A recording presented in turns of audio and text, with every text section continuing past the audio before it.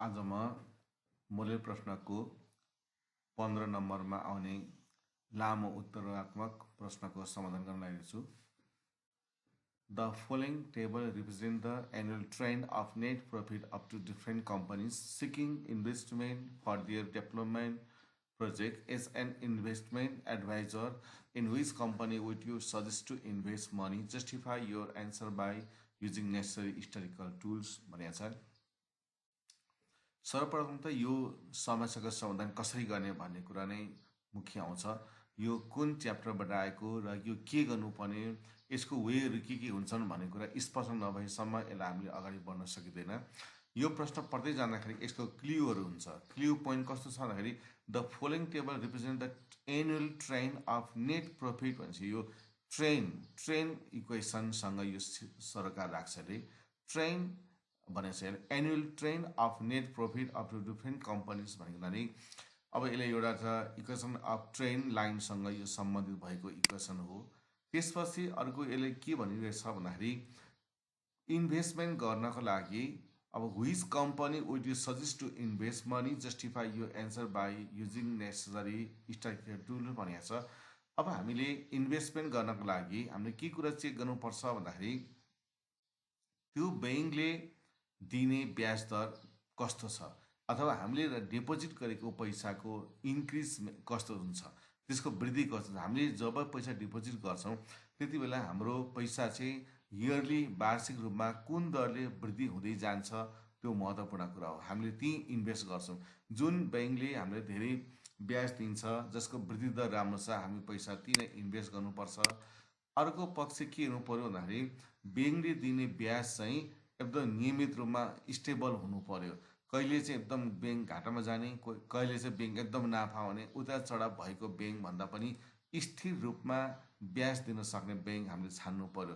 त्यस कारण यहाँ दुईवटा कुरा के प्रश्न हुनुहुन्छ भन्दाखेरि यसको वृद्धि दर हेर्नु पर्यो हामीले, र दोस्रो पक्ष चाहिँ यो ब्याङ्कले दिने ब्याजको स्थिरता हेर्नु पर्यो, स्टेबल हेर्नु पर्यो, कन्सिस्टेन्सी हेर्नु पर्यो।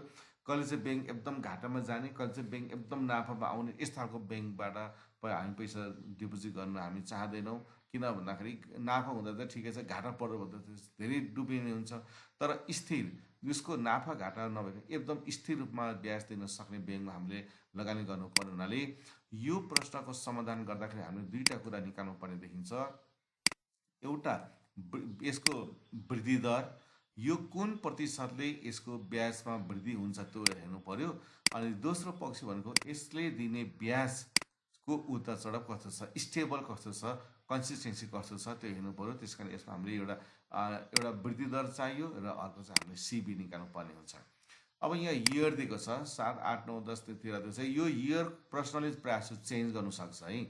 यो प्रायः यही प्रश्न फेरि आउन सक्छ। अब आउँदाखेरि जस्तो यहाँ 7, 8, 9 छ। अब यसलाई जस्तो सन् 2013, 14, 15, 16, 17, 18, 19, 20 गर्नु सक्दछ। त्यस्तै यहाँनिर अब विभिन्न किसिमको यो 2000, त्यस्तै अब 69, 70, 71, 72, 73, 74 गर्नु सक्दछ। त्यही कारण यो केही फरक परेन। Net profit in millions, company A र बी भनेको छ। अब यहाँ कम्पनीको नाम फेर्नु सक्छ, जस्ता कम्पनी पी र क्यू भन्नु सक्ला, कम्पनी एम र एन भन्नु सक्ला। त्यस्तै यहाँ हिरो कम्पनी भन्ला, होन्डा कम्पनी भन्ला, त्यस्तै अब स्यामसङ भन्ला। यस्तो यो कम्पनी नाम चाहिँ फेर्छ। प्रायः चाहिँ यो यस प्रकारले चाहिँ कति क्वेसनहरूमा फेर्ने चलन चाहिँ छ। अब हामीले के निकाल्नु पर्यो भन्दाखेरि solution, we invest money from where we get more profit and stable also. अहिले मैले भने जस्तै जहाँ राम्रो यसले प्रफिटहरू दिन्छ, त्यसको वृद्धि दर जहाँ राम्रो छ हामी त्यहाँ राख्नु पर्यो, र दोस्रो पक्ष भनेको यसको स्टेबल पनि हुनु पर्यो। So we should check rate of net profit increase and profit consistency, यो दुईवटा कुरालाई हामी चेक गर्नुपर्ने भयो। अब हामीले एउटा टेबल बनाउनु पर्ने भयो। यो इयर दिएको छ, जस्तो यहाँ एक्स अब यो इयरले हामी टी मान्छौँ है। यो इयरले हामीले टी मान्यौँ, यसलाई हामीले इयरले हामीले यसलाई टी मान्ने हो भने इयरलाई हामीले यसलाई टी,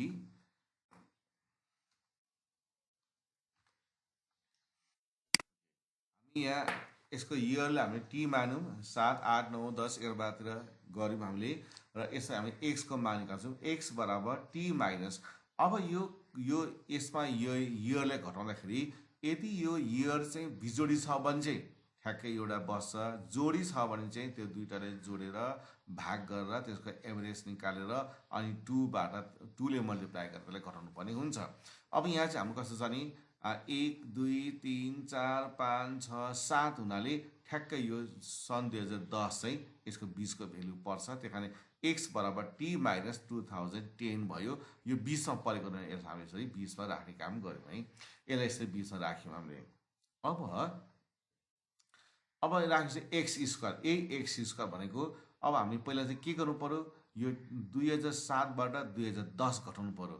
2007बाट 2010 घटाउँदाखेरि -3, 2008बाट 2010 घटाउँदाखेरि -2, 2009बाट 2010 घटाउँदाखेरि -1, 2010बाट 2010 घटाउँदाखेरि 0, यसरी 1 2 3 हुन्छ र यसलाई स्क्वायर गर्नु पर्यो। -3 को स्क्वायर माइनस प्लस 3 3 9 4 1 0 यस्तो भएर यसलाई स्क्वायर गर्नु पर्यो। अब कम्पनी ए, अब मैले चाहिँ यहाँनिर कन्फ्युज नहोस् होइन भन्नुलाई पनि मैले एउटा के भने वाइ नै वाइ माने मैले। जस्तै यहाँनिर वाइए माने चलन पनि छ। यो भेल्यु यो हाम्रो फ्रिक्वेन्सी होइन, यसको चाहिँ एउटा मान हो होइन। यो चाहिँ यसको प्रोफिट हो। यो प्रोफिट जस्तो 16 मिलियन 32 मिलियन 40 मिलियन 24, यो चाहिँ यसको प्रोफिट हो। यहाँ माथि मिलियन दिएको छ, त्यही कारण यो एफ भएन। अब त्यही कारण यसलाई मैले वाइको मान राखेँ, जस्तो 16 32 40 24 40 32 88 र मैले बीलाई पनि वाइ नै राखेँ। यदि हामी चाहिँ कन्फ्युज भएनौँ भने यो फरक पर्दैन। त्यस कारण यहाँ वाइए वाइबी लेख्दा हुन्छ। जस्तो यहाँ वाइको पछाडि ए लेखेर यो वाइको एक्सको भेल्यु भनेर पनि छुट्याउन सकिन्छ। यदि हामी कन्फ्युज हुँदैनौँ भने यसलाई यसरी गर्नु पनि मिल्छ। अब हामीले एक्स वाइलाई गुणा गर्ने, जस्तो एक्स भनेको -3, वाइ भनेको 16 अनि माइनस प्लस माइनस 16 त्यहाँ 48, फेरि एक्स भनेको -2 32 32 दुना 64। एवं प्रकारले यो एक्सको भेल्यु र वाइको भेल्यु गुणा गर्ने, एक्सको भेल्यु वाइको गुणा गर्दै यसरी राखियो। अब वाइ स्क्वायर भनेको ए वाइको स्क्वायर, 16 को स्क्वायर 256, 32 को स्क्वायर 1024, 40 को स्क्वायर 1600 यसरी गरेपछि यो यसरी गरियो। यो किन यसरी गर्नु पर्यो भन्दाखेरि भरे हामीले स्ट्यान्डर्ड डेभिएसन चाहिन्छ। सिबी को मान निकाल्दाखेरि स्ट्यान्डर्ड डेभिएसन चाहिन्छ। स्ट्यान्डर्ड डेभिएसनको लागि यो वाइ पनि चाहिन्छ र वाइको स्क्वायर भएको भेल्यु पनि चाहिन्छ। अब मैले कम्पनी बीलाई पनि त्यही गरेँ। फेरि यसको यो जुन नाफा छ 16 मिलियन 22 मिलियन छ, मैले यसलाई पनि वाइ नै राखेँ। वाइको पछाडि बी पनि राख्न पाइन्छ अथवा यसलाई वाइ नै राखेर गर्नु पाइयो। 16 16 22 36 40 44 48 भयो। अनि फेरि हाम्रो एक्स चाहिँ यही हुन्छ। यो एक्स यही हो, -3 र 16 गुणा -48 -2 र 16 -32। यस्तो प्रकारले हाम्रो एक्सको भेल्यु चाहिँ यसलाई लिनुपर्छ, वाइको भेल्यु यसलाई गरेपछि एक्स वाइ, फेरि यही वाइलाई स्क्वायर गरियो अनि यस्तो प्रकारको आयो। 16 को स्क्वायर 256 होइन, 22 को स्क्वायर 484, 36 को स्क्वायर 1296 भइसके पछाडि हामी यो सबैलाई जोड्छौँ र सिग्मा एक्स जहिले पनि 0 हुन्छ र यसलाई 0 पार्नलाई हामीले यो प्रयास गरेको। यो बीचको मान यसरी राखेर यो सिग्मा एक्सलाई 0 पार्यौँ भने यो हिसाब गर्न सजिलो हुन्छ। तर सिग्मा एक्स चाहिँ 0 भएन भने यो अलिकति यसको चाहिँ लामो खालको सूत्र चाहिँ प्रयोग गर्नुपर्ने हुन्छ। त्यही कारण यसको हाम्रो उद्देश्य नै यो सिग्मा एक्सलाई 0 पार्ने हो र यो सबैलाई जोडेर राख्ने, यसलाई जोडेर राख्ने, यसलाई पनि जोडेर राख्ने, यसलाई पनि जोड्ने, सबैलाई जोडेर राख्ने। अब यति गरेपछि हाम्रो n बराबर 7 हुन्छ है। जस्तै यहाँ 7 हुन्छ। Win that equation of train line, यसले माथि ट्रेन लाइन भनेको छ। अब ट्रेन लाइनको इक्वेसन चाहिँ के हुन्छ, y बराबर a प्लस bx हुन्छ, where b is the annual rate of growth हुन्छ। y बराबर a प्लस bx हुन्छ, where b is the annual rate of growth हुन्छ। अब यो b को चाहिँ मान कसरी आउँछ भन्दाखेरि नाउ कम्पनी ए b को मान निकाल्नु तर्क चाहिँ sigma X Y by sigma X square हुन्छ। अनि यो 216 का मुनि 28 भाग गर्दाखेरि 7.71 million.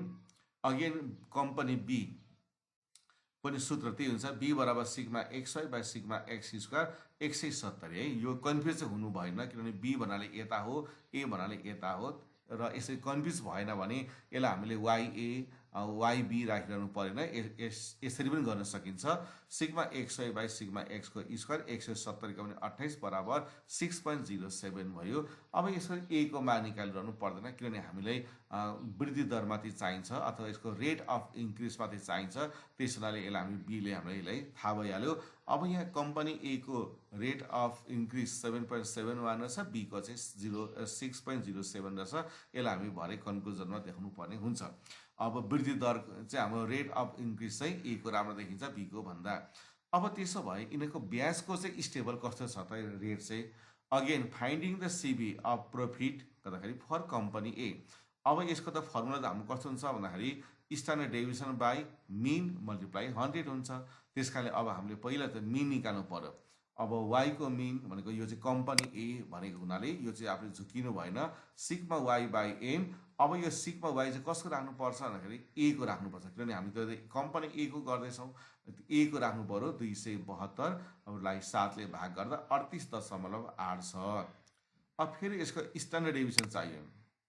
Standard deviation by root over sigma Y square by N minus sigma Y by N को स्क्वायर। अहिले हामी कम्पनी ए को गरिरहेका छौँ, त्यस कारण यो चाहिँ हामीले कन्फ्युज हुनु भएन। हामी अहिले कम्पनी एमा छौँ। त्यसो हुनाले अब स्ट्यान्डर्ड डेभिएसन ए बराबर सिग्मा वाई स्क्वायर भनेको कम्पनी ए को वाई स्क्वायर कति छ भन्दाखेरि 13,824। 13,824 एन भनेको 7 माइनस सिग्मा वाई भनेको यहाँ माथि राखेको छ हामीले 272 का मुनि 7 को स्क्वायर। अब 13,824लाई 7ले भाग गर्दा 1974.857 आउँछ। अनि 272लाई 7ले भाग गर्ने जति आउँछ त्यसलाई स्क्वायर गरिदिने, जति आउँछ त्यसलाई वर्ग गरिदिएपछि यो 1509.877 आयो। पहिला भाग गर्ने अनि जति आउँछ त्यसलाई स्क्वायर गरिदिएपछि त्यो आउँछ। अब यो काम डाइरेक्ट गर्ने 1974.857 बाट 1509.877 घटाउने, जति आउँछ त्यसको वर्गमूल लिने, जति आउँछ त्यसको वर्गमूल निकाल्दाखेरि 21.5 भयो। र अब यसको सिबी बराबर standard deviation A by Y को मिन 100% गरेपछि मान राखेर यसलाई गुणा गरेर भाग गरेपछि 55.48% आयो। यो कम्पनी ए को बी को आयो। अब हामी कम्पनी बीमा जाँदैछौँ। अब यो कम्पनी बी को लागि हामी यो गर्दाखेरि चाहिँ कसरी, अब कम्पनी बी को हामी गर्दाखेरि त्यही हो। कम्पनी बी को नै अब हामीले यसको त सूत्र त्यही हुन्छ। यसको अब हामीले मिन मान चाहिन्छ। त्यस कारणले वाई को बार भनेको सिग्मा वाई बाई एन। अब कम्पनी बीमा गएको हुनाले यसको वाई को सम चाहिँ 222 छ। 222लाई 7ले भाग गर्दा 38.8 छ। अब यसको हाम्रो फेरि यो 222लाई 7ले भाग गर्दा 31.71 र स्ट्यान्डर्ड डेभिएसन यसो गरेपछि sigma Y square by N minus sigma Y by N को स्क्वायर। अब यसको मान राख्नु पर्यो हामीले, जस्तै यहाँनिर छ सिग्मा वाई स्क्वायर भनेको 8132 का मुनि 7 माइनस यसको सिग्मा वाई 222 का मुनि 7 को स्क्वायर। अब 8132ले 7ले भाग गर्ने यो 1161.71 माइनस 222लाई 7ले भाग गर्ने जति आउँछ त्यसलाई फेरि स्क्वायर गर्दाखेरि चाहिँ 1005.79 आयो। अब योबाट यसलाई घटाउने जति आउँछ त्यसको वर्गमूल लिने अनि फेरि यसको सिबी निकाल्ने। Standard deviation B by Y को बार गुणा 100%। अब यसको मान राखे, यहाँ भर्खर मान आएको छ 12.49 का मुनि यसको मिन भनेको 31.71 गुणा 100%। यो दुईटाले गुणा गरेर यसले भाग गर्दा 39.39। अब यसले कन्क्लुजन टेबलमा राखे हेर्नुपर्छ। अब company A company B annual rate of growth B. अब बी को यो बी भनेको चाहिँ यसको यो जुन हामीले मान निकाल्यौँ त्यसले सङ्गत गरेको हो। जस्तै यहाँ वाई बराबर ए प्लस बीएक्स यो नलेख्दा पनि पाइन्छ, खालि एनुअल रेट अफ ग्रोथ मात्रै लेख्नु पनि पाइन्छ। त्यो कारण बी भनेको त्यहाँ माथिको बी भनेर सङ्केत राखेको 7.71, कम्पनी बी 6.07 छ। यो चाहिँ यसको बी को मान हो, यसको रेट अफ ग्रोथ। कोएफिसिएन्ट सिबी चाहिँ 55.548 चाहिँ हाम्रो यो कम्पनी ए को छ। कम्पनी बी को चाहिँ 39.39% छ। अब यो सिबीले चाहिँ खास के अर्थ दिन्छ भने जसको सिबी कम्ती छ त्यसको मान चाहिँ राम्रो हुन्छ। किनभने यो सिबी चाहिँ के को निकालेको भन्दाखेरि हाम्रो चाहिँ यसको भेरिएसन भनेको कुनै पनि वस्तुको मिनबाट त्यसका अरू डाटाहरू कति पर फैलिएका छन् त्यो हेर्ने खास चाहिँ। अब यहाँ चाहिँ यस्तो यो किन भयो भन्दाखेरि जस्तो यो मिन म्यानबाट यो मिन छ, यो मिनबाट तथ्याङ्कहरू जति पर फैलिन्छन्, यसको सिबी पनि त्यति नै धेरै हुन्छ। र यो मिनबाट यसको तथ्याङ्कहरू जति नजिक हुन्छन् यसको सिबी पनि कम हुन्छ। त्यसकारण हामीले त के हुनु पर्यो भन्दाखेरि यसको प्रोफिट चाहिँ कस्तो हुनु पर्यो भन्दाखेरि सबै वर्षमा जुन चाहिँ सन् 2007, 8, 9, 10, 11, 12 यसको प्रोफिट चाहिँ कस्तो हुनु पर्यो भन्दाखेरि नजिक हुनु पर्यो, एकदम नजिक। प्रोफिट चाहिँ एकदम कुनै साल बढेर धेरै हुने, कुनै साल घटेर तल हुनुभन्दा पनि एकदमै नजिकमा मात्रै परिवर्तन हुनु पर्यो। त्यस्तो प्रकारको अवस्था नजिक भयो भने चाहिँ यसको सिबी कम हुन्छ। अब कुनै साल चाहिँ प्रोफिट एकदमै धेरै हुने, कुनै साल चाहिँ घाटा एकदमै धेरै हुने, त्यस्तो प्रकारको भयो भने चाहिँ यो सिबी चाहिँ एकदमै धेरै आउँछ। त्यसकारण हाम्रो सिबी चाहिँ हामीले के हेर्नुपर्छ भन्दाखेरि यसको प्रोफिट चाहिँ एकदमै धेरैमा फरक नहोस्, एकदमै धेरै नाफा पनि हुने होइन, एकदमै धेरै नोक्सान पनि हुने होइन, एकदमै नाफा नोक्सानको चाहिँ गडबड चाहिँ एकदम थोरैमा होस् अथवा सकेसम्म एकरूपताले नाफा चाहिँ भइरहेको होस् भन्ने नै हाम्रो हेर्नुपर्ने हुन्छ। अब त्यसो भएको हुनाले अब हामीलाई के गर्छौँ त भन्दाखेरि कन्क्लुजनमा अब हामी हेरौँ। कन्क्लुजनमा हेर्दाखेरि अब हामी यहाँ यो कन्क्लुजन लेख्नुपर्छ। अब यसमा चाहिँ हामी के गर्छ, annual rate of growth of profit of company A is greater than company B. यो ए चाहिँ बी भन्दा धेरै नाफा छ यसको है, यसको रेट अफ ग्रोथ चाहिँ यो बी को भन्दा ए को राम्रो छ। But CV of company B is less than of A. अब यो फेरि यसको सिबी हेर्दाखेरि चाहिँ यो भन्दा यो चाहिँ सानो छ, यो चाहिँ सानो छ। अब यो एनुअल रेट चाहिँ जसको धेरै आउँछ त्यो राम्रो, सिबी चाहिँ जसको कम आउँछ त्यो राम्रो। अब यो त कस्तो भने कंपनी ए पनि एक खालको राम्रो देखिन्छ, कंपनी बी पनि एक खालको राम्रो देखिन्छ। त्यसकाले अब हाम्रो एडभाइस चाहिँ कस्तो हुने भयो भन्दाखेरि यो पैसा कुन तरिकाले जम्मा गर्नुपर्ने हो हैन। जस्तै if the investment is based on the annual rate of growth है, यो एनुअल रेट अफ ग्रोथ छ भने चाहिँ यस्तो प्रकारको एनुअल रेट अफ ग्रोथको दरले हामीलाई प्रॉफिट दिन्छ भने चाहिँ I advise to invest money in company ए।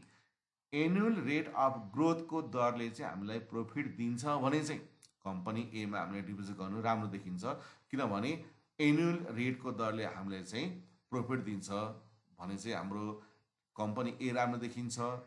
तर लामो समयको लागि चाहिँ कस्तो नि, if the investment is based on the consistency of net profit, यदि हामीले अलिक लामो समयसम्म लगानी गर्नु पर्यो र त्यसको ब्याज दर चाहिँ उतार चढाव चाहिँ धेरै छैन, एकदमै ठिक्कको मात्रै हुन्छ भन्ने हिसाबमा चाहिँ कंपनी बी को छ। कंपनी ए को चाहिँ के देखियो भन्दाखेरि 55.48%, यसको चाहिँ 39 देखिएको हुनाले कंपनी बी को भन्दा कंपनी ए को चाहिँ नेट प्रॉफिट चाहिँ बढी मात्रामा उतार चढाव छ। कुनै सालमा अत्याधिक धेरै प्रॉफिट पनि भएको छ, कुनै सालमा अत्याधिक धेरै लस पनि भएको छ। यो चाहिँ त्यस्तो देखाउँछ यसले चाहिँ। तर कंपनी बी चाहिँ के देखाइरहेछ भन्दाखेरि यसको लस हुँदा पनि त्यस्तो धेरै होइन, यसको नाफा पनि त्यस्तो धेरै भएर गएको छैन, एकदमै ठिक्क तरिकाको छ। यो त्यस्तो एकदमै चाहिँ ठिक्क तरिकाको छ।